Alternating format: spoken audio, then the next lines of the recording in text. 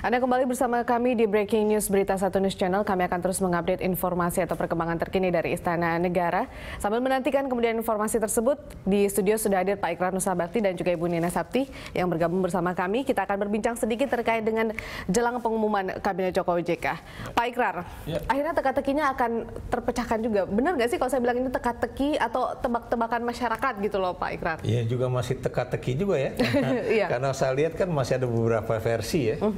Memang beberapa nama itu 99% hampir sama ya.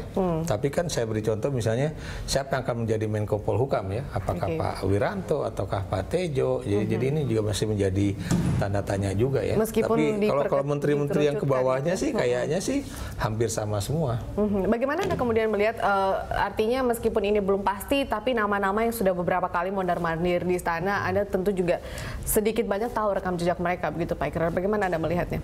Ya, terus terang selama ini yang jadi persoalan bahwa yang kita tahu cuma rekam jejak dari sisi apakah dia korupsi atau kemudian transaksi keuangannya itu benar atau enggak ya. Tapi kalau dilihat dari sisi rekam jejak, terus terang aja ya, beberapa nama yang ada di calon anggota kabinet itu saya nggak mengenal. Terus terang aja, saya tidak mengenal ya. Itu yang makanya itu yang masih kita harus tunggu juga ya. Saya beri contoh misalnya kan teman saya Saldi Isra yang tadinya muncul sebagai calon Menkumham gitu kan, tiba-tiba berganti nama dengan orang yang terus terang saya tidak kenal dan baru saya tahu bahwa dia misalnya yang berasal dari PDIP misalnya gitu kan.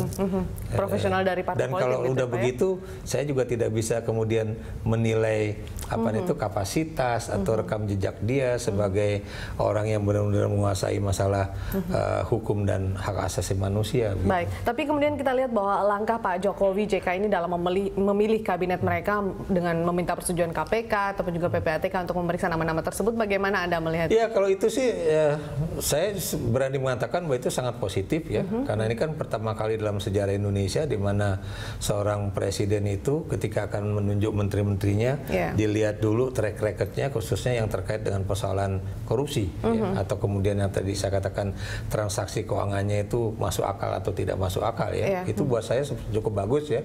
Walaupun ada juga yang menginginkan supaya paling tidak ada dua institusi yang lain juga yang harus ditanya ya. Satu Komnas HAM, apakah dia pernah melanggar HAM atau diduga melanggar HAM.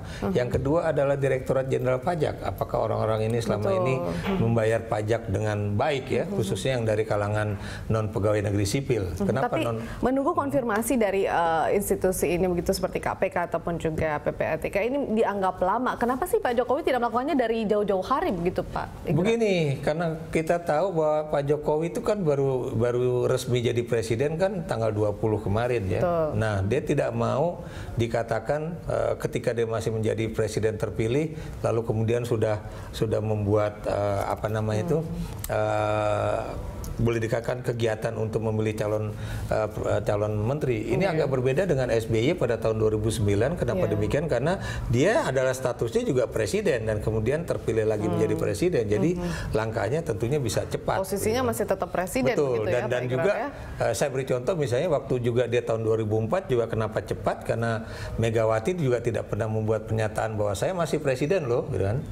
Jadi kalau ini kan apa yang ingin dilakukan oleh Jokowi kan terhambat dengan kalimat-kalimat Pak SBY bahwa saya masih presiden loh.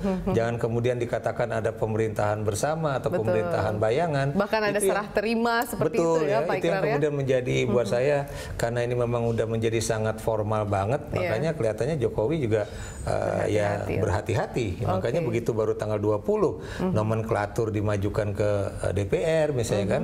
Demikian juga nama-nama menteri juga diajukan ke PPATK dan KPK ya, dan itu memang membutuhkan waktu yang memang sebetulnya tidak terlalu lama karena memang rekodnya kan sudah ada. Cuma kan baik KPK ataupun PPATK kan juga harus hati-hati, khususnya KPK ya. Jangan sampai mereka misalnya sudah mengatakan kalau menteri ini jadi menteri atau orang ini jadi menteri 3 bulan nanti masuk penjara. Pertanyaan saya nanti apakah benar KPK itu sudah memiliki data yang begitu sahih ya, yang kemudian memang bisa menjadikan seorang menteri yang kebetulan dalam kategori merah atau kuning itu akan benar-benar dijadikan tersangka 3 bulan akan datang. Iya, baik Pak Ikrar dan Ibu Nina.